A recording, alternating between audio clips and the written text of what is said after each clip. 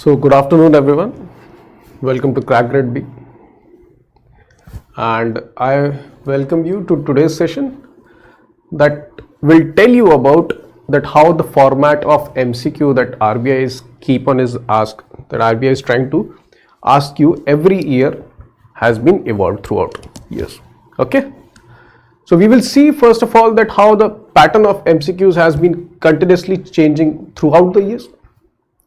And based on the new format that IBPS is right now asking questions, especially in the RBI examination, okay, we will see or we will try to solve at least 10 questions here. So initially, as you all know, RBI started with simple plain questions, fill in the blanks questions, asking about you mostly facts. This was the initial part, and the pattern obviously didn't stay for long. It changed to statement based questions. As you all are aware, how the pattern changed to statement based questions.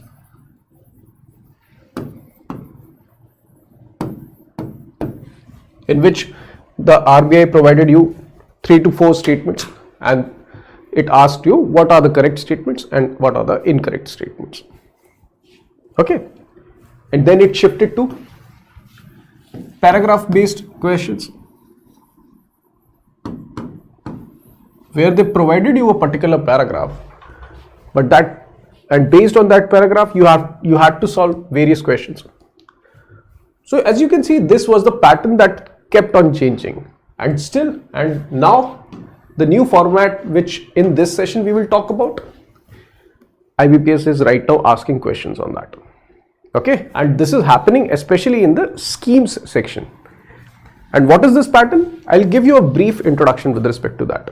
So the pattern is that with respect to eligibility criteria of each and every scheme that you notice, IBPS is trying to concoct a particular story which is related to nearby that eligibility conditions. Okay, and based on those conditions they are trying to ask you questions. So this is what the new format is all about. Okay, and we will try to solve some questions so that we can get acclimatized with that particular format of questions. Okay, good afternoon Prasanna. So first we will do 10 questions. Okay, you try to do that questions, and if you are able to solve this, make sure that you do that in phase 2 as well. So this is our first question. We will try to read the question. Okay, so the question asks you about identify the number of schemes to which this following person belongs to. Okay, so the characteristics of this person is being listed here. So that person is 58 years old.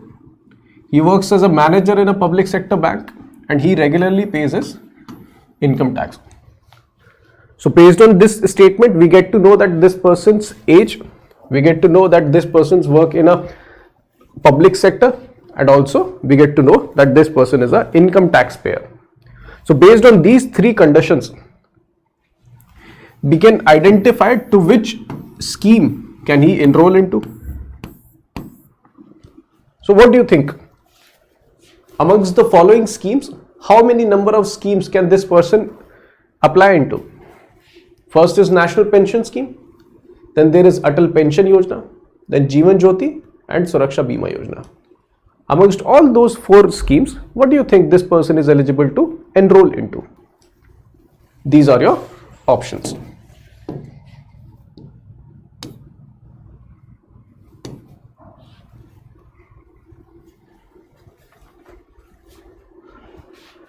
You have to tell number of schemes.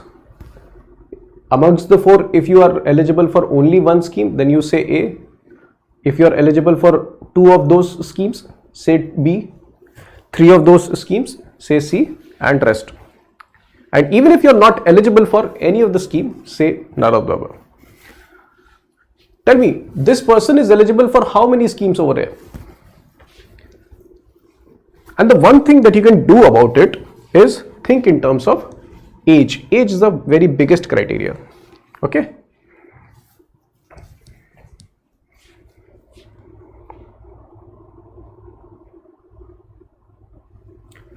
So Prasanna says 1 NPS. A also says 1.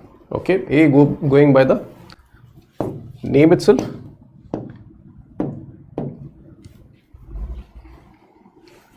Yes, 1 and 4. Okay. So as you can see from National Pension Scheme, what is the age limit here? Preeti also says S2. Yes, second option. Okay. So as we all know, yes, the correct answer is B2. To all those who got this, well done. Because if we look from the eligibility perspective, first of all, we look what are the age criteria under all this scheme. So under National Pension Scheme, what is the age criteria? It is 18 to 70 years. Under Atal Pension Yojana, what is the criteria? 18 to 40. Under Jeevan Jyoti, it is 18 to 50.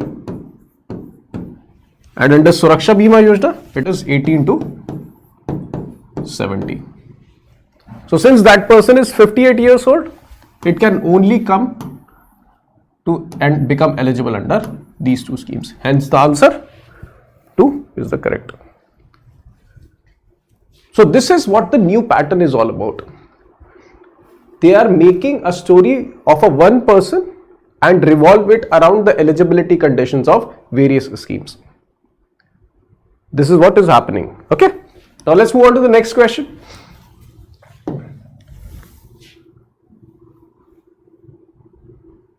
Okay, so this is the story of a one particular person. Okay, I hope everybody knows about Sukanya Samriddhi account or Sukanya Samriddhi Yojana.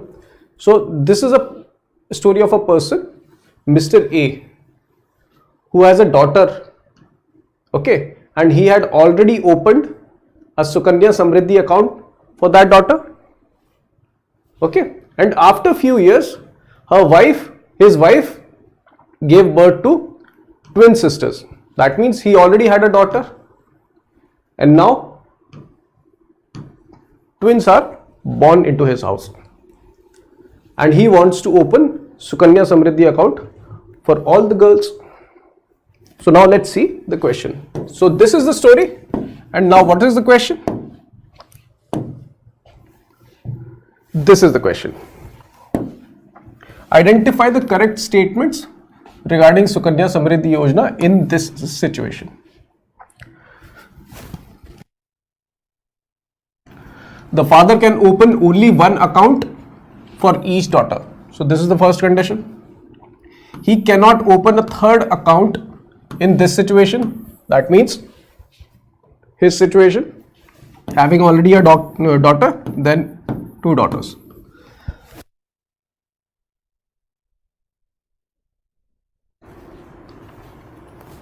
Okay, and the last condition, because there is a limit of 2 accounts per family. So what do you think is the correct answer? Because they are asking about the correct statements.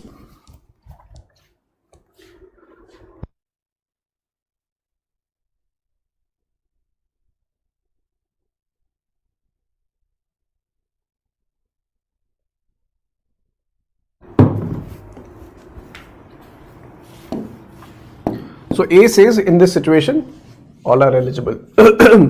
So based on the options, can you tell what statements are correct? Scorpio says E, none.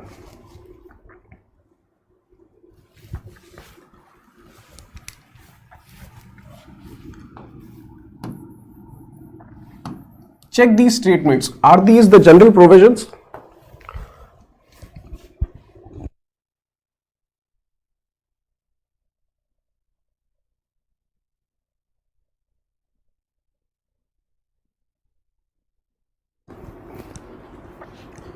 Although he cannot, A says D.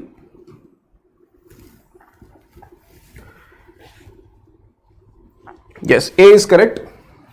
D is the correct answer because yes, he can open third account in this situation.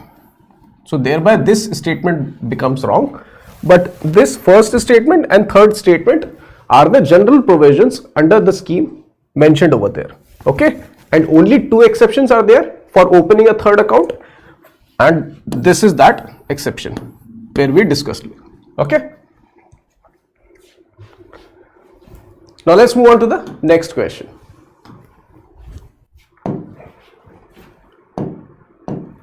So based on this list of persons, you have to answer few questions over here. Okay, so we have Akriti, she's a 15-year-old female, Suman, Mukesh, Sumit and Sheetal. Okay, and the question asks you specifically about who among the given listed persons cannot open or cannot be a beneficiary under Stand Up India scheme. All of you, think about the eligibility conditions and then try to solve this question. It becomes easier for you.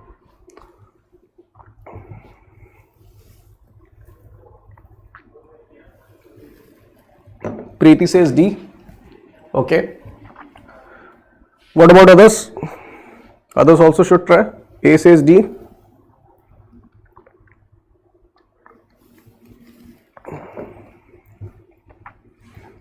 Yes, Preeti and A both are correct. Okay, so the correct answer is D. Sumit and Akriti cannot become a beneficiary under Stand Up India scheme. Why? Because they talked about specifically the condition, which is all adult, that means above 18 years, belonging to SC and ST category, or they should be women. And if we follow this eligibility criteria, we can eliminate these two options. So these three are eligible, and the question specifically asks you about who cannot be a beneficiary, hence Akriti and Sumit. So well done, Preeti and A. So the next question, based on those similar persons, so they are asking about under Stand Up India scheme, the person Sheetal is a beneficiary, 36-year female, from SC category. The question asks you, under Stand Up India scheme, Sheetal is eligible for maximum how much amount of loan?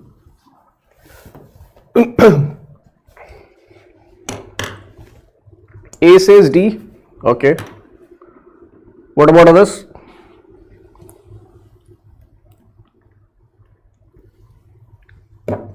Okay, got your option. Others should also try. No harm in trying to guess the answer here. Anyone want to try? Think in terms of what are the benefits provided under this Stand Up India scheme. Obviously, under the Stand Up India scheme, all the eligible beneficiaries get a loan initially so that they can set up their enterprise, and they are also given working capital loan. But what is the maximum amount of loan that is given per project to them? So the correct answer is 1 crores. So A, you are correct. And the minimum is 10 lakh.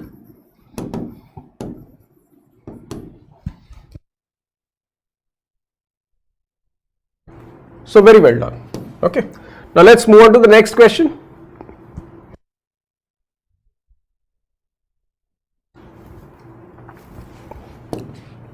Now there is a different list of persons, which is who among the following from the list is not eligible under gold monetization scheme of RBI.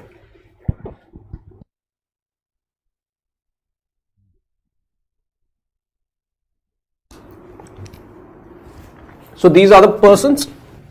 First we have resident Indian, then a Hindu undivided family, mutual fund registered with SEBI, non-resident Indian and OCI card holder. Who among the following are not eligible under gold monetization scheme?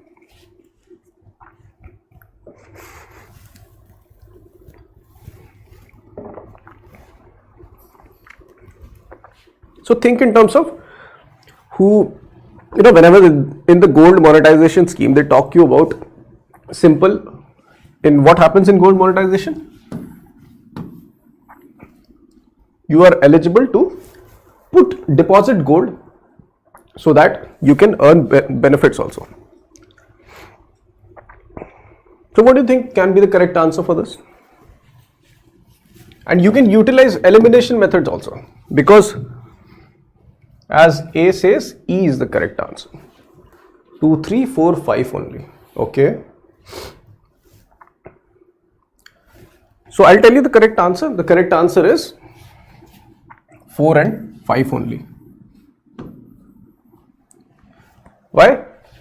In the eligibility criteria, they says resident Indian, and in resident Indian, they not only talk about an individual, but they have also mentioned Hindu undivided family and also mutual fund registered with SEBI. But non-resident Indians and OCI card holders, because the eligibility says resident, becomes ineligible. Thereby, D is the correct answer. Okay. Let's move on to the next question.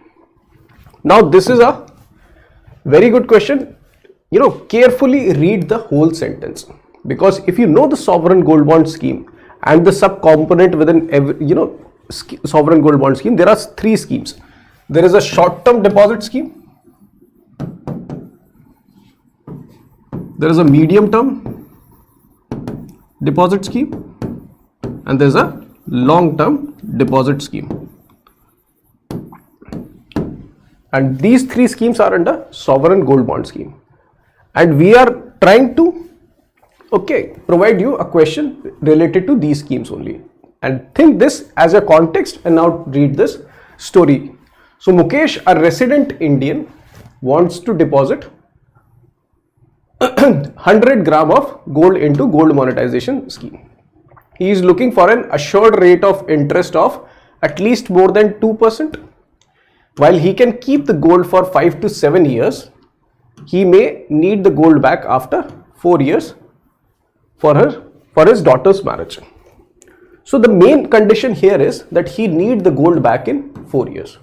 So that means he can deposit up to 4 years. Maximum up to 4 years he can deposit. That means lock-in period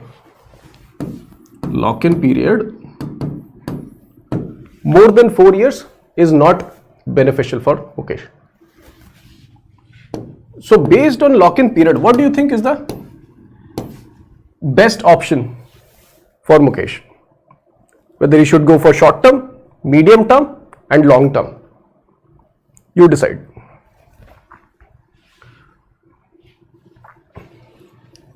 Which scheme based on the lock-in period of maximum 4 years can be beneficial for Mukesh? Just take a guess. The main criteria that will give you the right answer is the lock-in period of each and every scheme.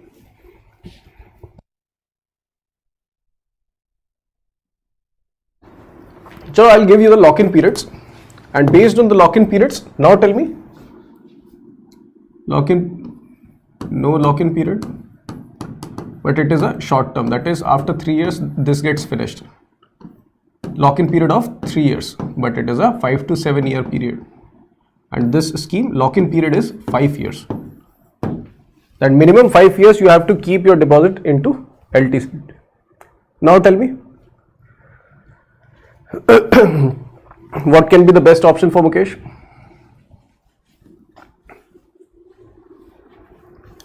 One and two only. Okay. What do you think? Keep this thing also in mind. He can keep it for 5 to 7 years.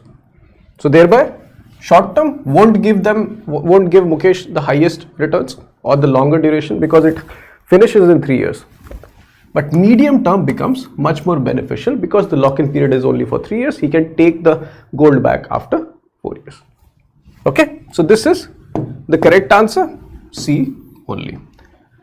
Again, I'm saying they are trying to make a story related to the eligibility criteria or the functions or the features of schemes, and then you have to solve the question. This is what the new pattern of RBI is all about. Next question. Read this story. Ramesh, a resident Indian, wants to invest into sovereign gold bonds. He wants to invest amount worth similar to 10 kg worth of gold. Now identify the correct statements. Ramesh cannot invest his whole 10 kg in any condition. So this is the first statement. There is a limit of 4 kg per individual in a fiscal year. He will be receiving an interest rate based on market on whatever deposit he will do under sovereign gold bond scheme. What do you think amongst these three is the correct answer, is the correct statement, and what do you think is the incorrect statement? These are your options.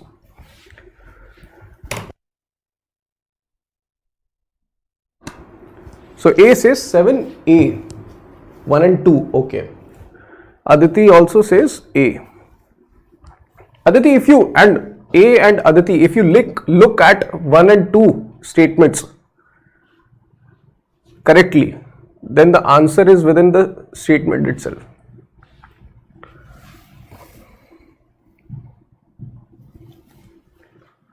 Check the limit. Check the whole limit. The limit of 4 kg per individual is only within a fiscal year. That means in the next fiscal year, he can invest 4 kg more, and in the next fiscal year, he can invest 2 kg more. So this statement of in any condition becomes wrong. So thereby, you can eliminate A option, eliminate D option. Okay, because this statement is correct. This is the provision of sovereign gold bond scheme. What about third statement? Under sovereign gold bond scheme, do we get interest based on market or do we get interest that is fixed? We get fixed interest rate of how much? Do you remember fixed interest rate that the beneficiary or that the investor will get? Yes, interest is fixed, which is of 2.5%. Hence the statement, this is also incorrect. C becomes correct answer. Yes, A, correct. 2.5. Okay. So now you see how the question is being formed by the RBI or by the IBPS. Another question that is similarly asked in previous phase 2 examination of RBI.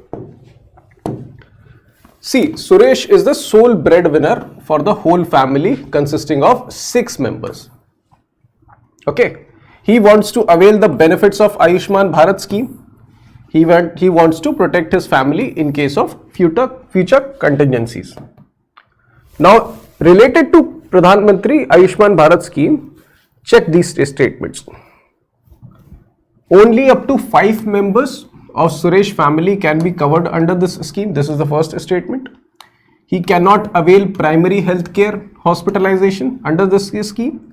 However, through insurance, he can improve his father's condition. What can you say is the correct answer? This is a very simple question. If you know Ayushman Bharat eligibility criteria and basic features, you can easily do this question.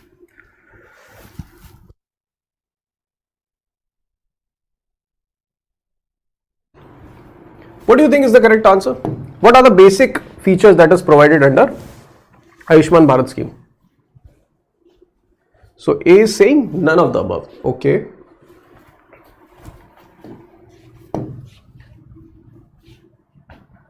So this statement is incorrect as there is no cap with respect to size of family. So A is right when he is saying this statement is incorrect. Okay, but he cannot avail primary healthcare hospitalization services. This is also correct because in Ayushman Bharat scheme, hospitalization services is only provided for secondary and tertiary healthcare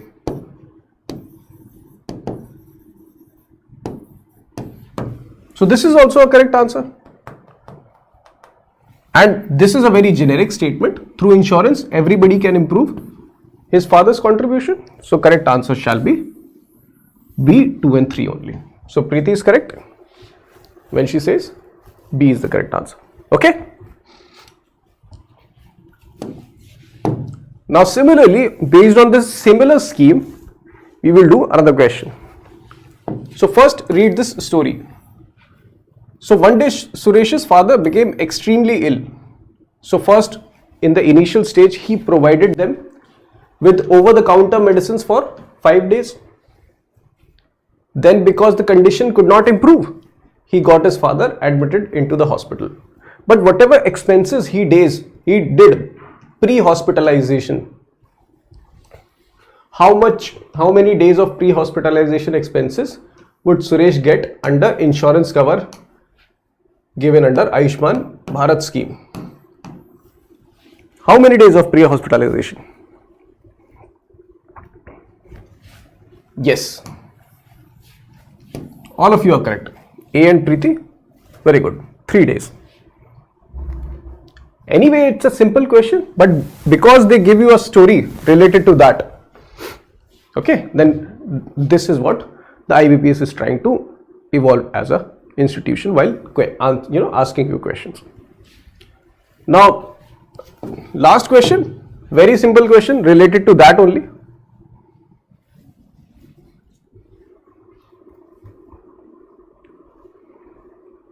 Okay, see this post hospitalization expenses, how many days covered?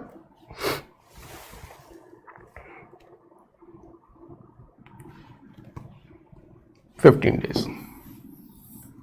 Very good. A says, acha, previous one. Yes, previous one. I made it deliberately because IBPS is right now asking like this only. So we wanted to make sure that every student understand how the pattern is evolving and also get acclimatized here only so that it doesn't feel new to them in the phase 2 examination. Okay.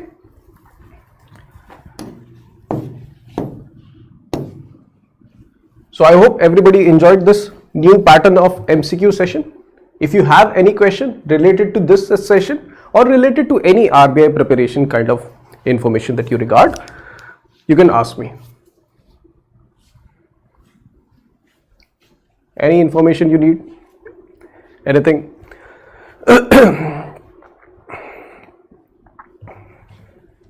Anything you want to ask with respect to preparation, with respect to anything, you can ask. Even with respect to objective, even with respect to descriptive, if you want to ask, please ask.